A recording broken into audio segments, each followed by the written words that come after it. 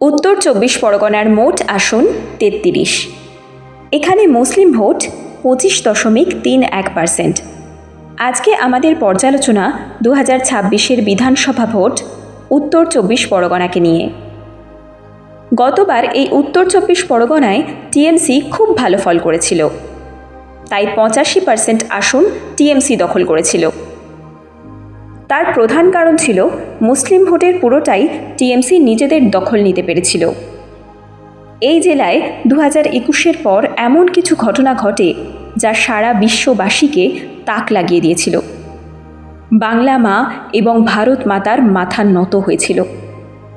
এই জেলারই পানিহাটির মেয়ে অভয়ার মৃত্যু অতি মর্মান্তিক এবং দুঃখজনকভাবে ঘটে। এই জেলারই সন্দেশখালির মতো ঘটনা হিন্দু মুসলিম শিক্ষিত সমাজ মেনে নিতে পারেনি।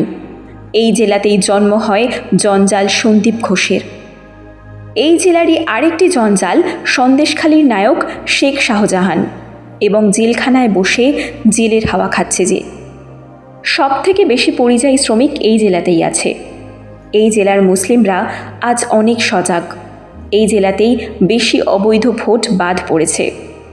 আরও অনেক কারণ আছে, সেগুলো পরে আলোচনা করব।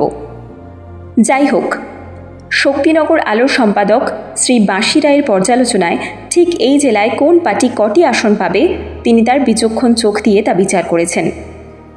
বাগদা বিজেপি, বনগাঁ উত্তর BJP, Bongaon Dakshin BJP, Gaighata BJP, Swarupnagar TMC, Baduria TMC, Habra BJP, Ashoknagar TMC, Amdanga ISF, Bijpur BJP, Naihati BJP, Bhatpara BJP, Jagaddal BJP, Noapara BJP, Barrackpore BJP, Khardaha TMC, Panihati BJP, Kamarhati TMC, Baranagar অবশ্যই BJP, Dum Dum TMC, Rajarhat New Town TMC,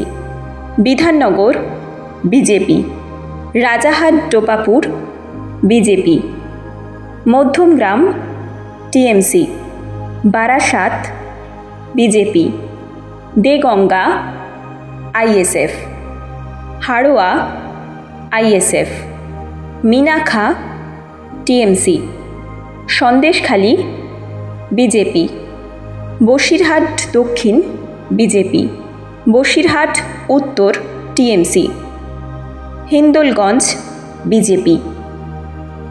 তাহলে বিজেপি এখানে 19, টিএমসি 11, আইএসএফ অথবা থার্ড ফ্রন্ট 3টি আসন পাবে। নমস্কার, শক্তিনগর আলো একটি সামাজিক সংস্থা।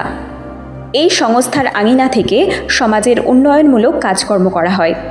যে কাজগুলো সমাজের অবক্ষয় ডেকে আনে তার বিরুদ্ধে গর্জে ওঠে শক্তিনগর আলো।